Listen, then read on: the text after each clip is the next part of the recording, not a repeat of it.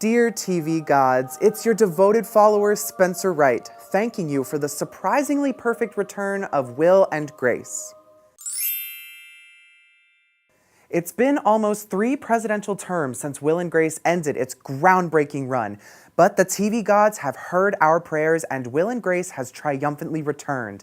And while a lot of time has passed, it still feels exactly like the old show. Like before, the revival is smartly written and features great chemistry among the entire cast. There's no shortage of punchy one-liners and great character interactions here. Within the show's opening moments, we feel right at home. Will and Grace are playing heads up with Jack and Karen.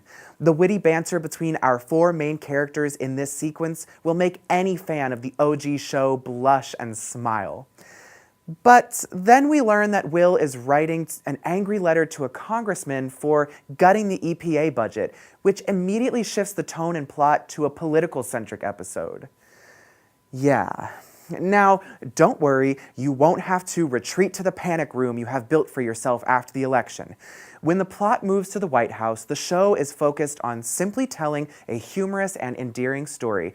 And yes, the political jokes can sometimes get annoying and feel ham-fisted, but for a premiere episode of a show that's been off the air for 11 years, the creators should be commended on creating a smooth and clean starting point for fans of the original show and for newcomers to equally enjoy.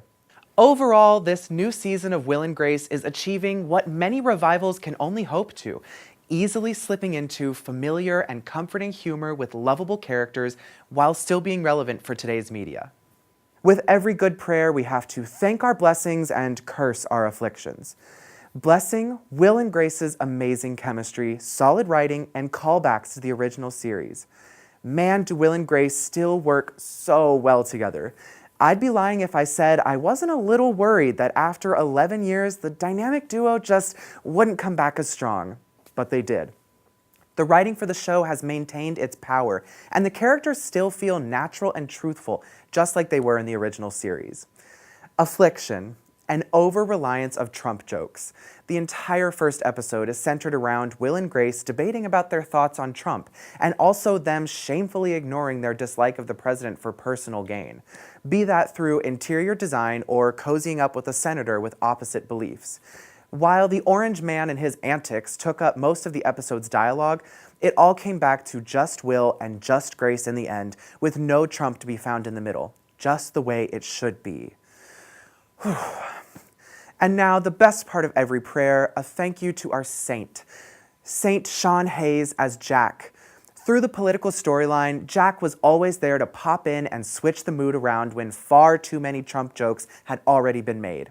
Sean Hayes, as always, was able to breathe likable energy into a character that could so easily be annoying or over the top, instead making Jack just as hilariously lovable as he always was. It's hard taking on such an energetic and charismatic character after 11 years apart, but Sean does it with ease and makes the viewers feel very blessed indeed. Overall, blessed TV gods, I relinquish upon you 4 Hail Marys as a show of our thanks for giving us the revival that all Will and Grace fans deserve. Citizens of TV Land, thank you so much for joining me in prayer.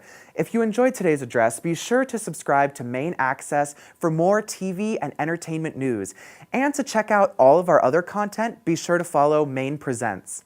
This is Spencer Wright signing off, and I will see you next time for another blessing and prayer-filled segment on all the hits and misses of TV.